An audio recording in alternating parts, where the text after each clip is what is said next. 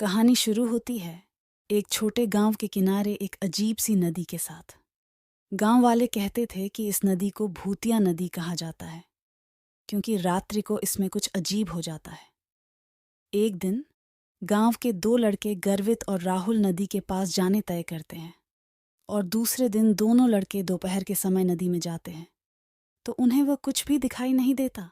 तो दोनों लड़के रात में जाने का निर्णय करते। जब रात हुई वह सुनसान हवा और अजीब सी आवाज़ों के साथ नदी के पास पहुंचे। वहां उन्होंने देखा कि नदी का पानी रक्त की रंग का हो गया था और उसके आसपास आत्माएं घूम रही थीं। दोनों लड़कों ने ये सब देखा तो डर के मारे कांपने लगे और वह वापस गांव लौट गए। उन्होंने ये सभी बातें गांव वालों को बताई और वहां हवन पूजा करने को कहने लगे, लेकिन कोई नहीं माना।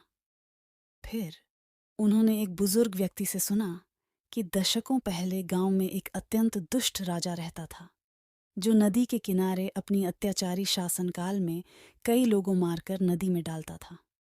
उन दुखी लोगों की आत्माएं आज भी रात के समय नदी के पास घूमती हैं।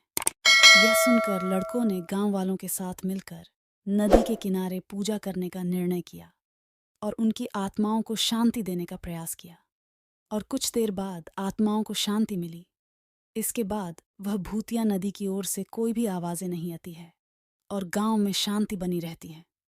दोस्तों, आपको ये कहानी कैसी लगी प्लीज हमें कमेंट करके ज़रूर बताएं।